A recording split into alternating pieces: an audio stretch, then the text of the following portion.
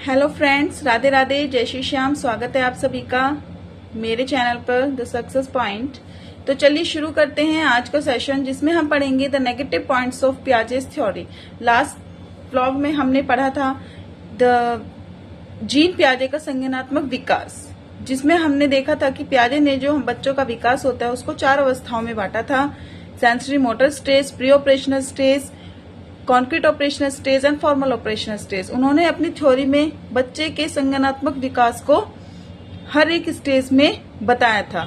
अब हम इस ब्लॉग में पढ़ेंगे कि नेगेटिव पॉइंट्स ऑफ जीन पियाजे थ्योरी। तो सबसे पहला पॉइंट आता है कि पियाजे ने केवल अपने ही बच्चों पर रिसर्च किया था। पियाजे ने जो थ्योरी में सर्च किया था उसमें केवल अपने ही बच्चे पर रिसर्च किया था, छोटे बच्चे के विकास को नजरअंदाज कर दिया है। पियाजे ने अपनी थ्योरी में छोटे बच्चे के विकास को बिल्कुल ही नजरअंदाज कर दिया है। इनकी थ्योरी को बायोलॉजिकल थ्योरी भी माना जाता है। इनकी थ्योरी को हम कौन सी थ्योरी बोलते हैं? एक बायोलॉजिकल थ्योरी। उन्होंने जो बच्चे का विकास है वो बायोलॉजिकली बताया है कि बच्चा जो डेवलप कर रहा है वो बायोलॉजिकली कर रहा है।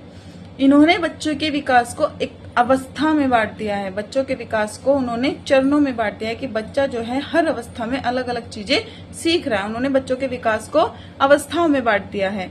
छोटे बच्चों की क्षमताओं को उन्होंने बहुत कम करके आका है। बिल्कुल ही उनको एक नील बच्चा बता दिया है कि छोटा बच्चा बिल्कुल भी ज्ञान नहीं रखता है।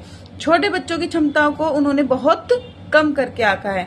उन्होंने अपनी थ्योरी में भाषा को कोई भी महत्व नहीं दिया है। उन्होंने कहा है भाषा का बच्चे की विकास में कोई भी महत्व नहीं होता है। बच्चे के विकास में समाज, घर, परिवार का कोई भी रोल नहीं बताया। उन्होंने समाज का, घर का, परिवार का, इनका कोई भी भूमिका नहीं बताया। उन्होंने कहा है बच्चा जो है बायोलॉजिकली चीजों को सीख रहा है। बड़े बच्चों की क्षमताओं को उन्होंने बहुत अधिक करके आका है। उन्होंने बड़े बच्चों को एक साइंटिस्ट की तरह बताया कि बड़ा बच्चा जो होता है वो साइंटिस्ट की तरह बातें करता है, साइंटिस्ट की तरह सोचता है। Now some important terms related to his theory, जो उन्होंने अपनी थ्योरी में बच्चे के विकास के बारे में बताया है। तो उससे जुड़ी हुई कुछ टर्म्स हैं, जिसमें नंबर 1 पे आती है स्कीमा। सबसे पहले आता है स्कीमा। क्या होता है स्कीमा?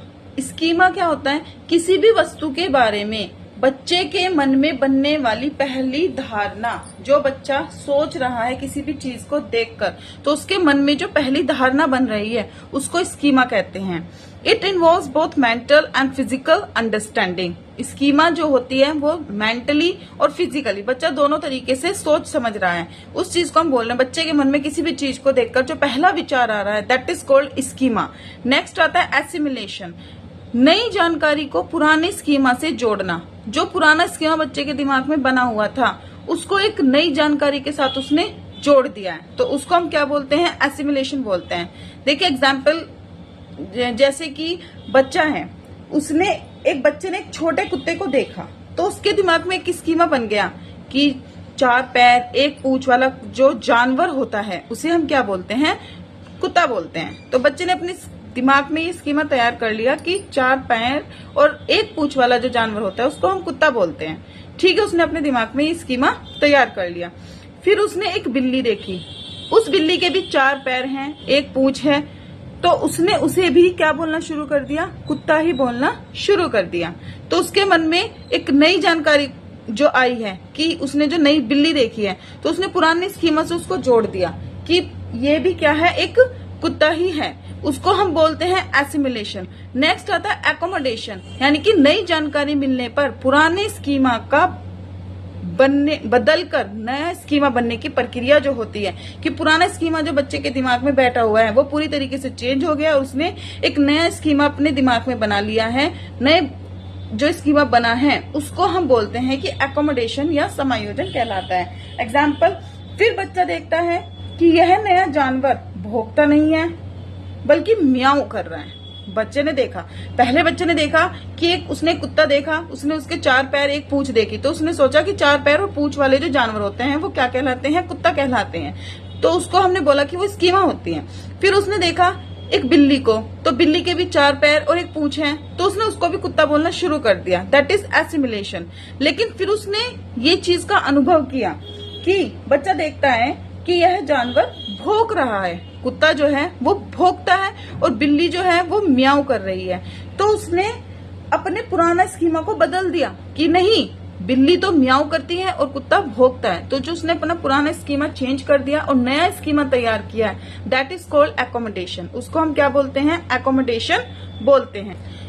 तो पुरानी स्कीमा से एक नया स्कीमा बनना, स्कीमा से वो एकोमोडेशन बनने के बीच में जो रास्ता वो सफर कर रहा है, वो सफर जो तय कर रहा है, उसको हम बोलते हैं एसिमिलेशन, आत्मसातकरण। ये 4 बिंदुओं पर आधारित होता है: organisation, equilibration, disequilibrium and equilibrium. इन सब चीजों का संगठन करते करते बच्चा जो है एक पुरानी जानकारी को रखते हुए नई जानकारी के साथ में उसको जोड़ता है। फिर उस नई जानकारी में अब देखता है कि बदलाव है, तो वो उस स्कीमा को भूलकर एक नया स्कीमा तैयार करता है, जिसको एकोमोडेशन बोलते हैं। तो ये कुछ पॉइंट्स हैं जो पियाजे जी की थ्योरी में आते हैं। तो हमने पियाजे जी की थ्योरी के नेगेटिव पॉइंट्स क्या पढ़े कि एक तो बायोलॉजिकली थ्योरी माना गया है, उन्होंने केवल अपने ही बच्चों पर विकास किया है, छोटे बच्चों को बिल्कुल कम करके आका है, बड़े बच्चों को एक साइंटिस्ट प्रूव कर दिया है। भाषा का मेन पॉइंट जो आता है, क्वेश्चन यहीं से आता है कि पियाजे की थ्योरी का सबसे बड़ा नेगेटिव पॉइंट यह है कि उन्होंने बच्चे को सोशल इंटरेक्शन पूरी तरीके से गलत बताया है। कि उन्होंने कहा है बच्चा सोशली कुछ नहीं सीख रहा है, बच्चा कॉग्निटिव तरीके से सीख रहा है, बच्चा जो है बायोलॉजिकली सीख रहा है। उन्होंने भाषा को बिल्कुल भी महत्व नहीं दिया है। बच्चा घर, परिवार, समाज से कुछ नहीं सीख रहा है, बच्चा जो भी है वो खुद सीख रहा है। तो ये कुछ पॉइंट्स थे जो पियाजे की थ्योरी के नेगेटिव पॉइंट्स में आते हैं। सबसे मेन नेगेटिव पॉइंट है कि भाषा को बिल्कुल भी महत्व नहीं दिया है। बच्चा जो है उस उम्र में खुद से बात करता है, खुद से ही सीखता है। और उस भाषा को उन्होंने क्या बोला है कि बच्चा जो है वो अहम केंद्रित बातें करता है, कि वो इगोसेंट्रिक बातें कर रहा है, बच्चा खुद से बातें कर रहा है, खुद से ही सीख रहा है। तो नेक्स्ट वीडियो में हम पढ़ेंगे लेव वाइगोत्स्की का सामाजिक सांस्कृतिक सिद्धांत। तब तक के लिए वीडियो पसंद आई हो तो लाइक करिए, चैनल को सब्सक्राइब करना ना भूलें। Please do comment and share. Thank you.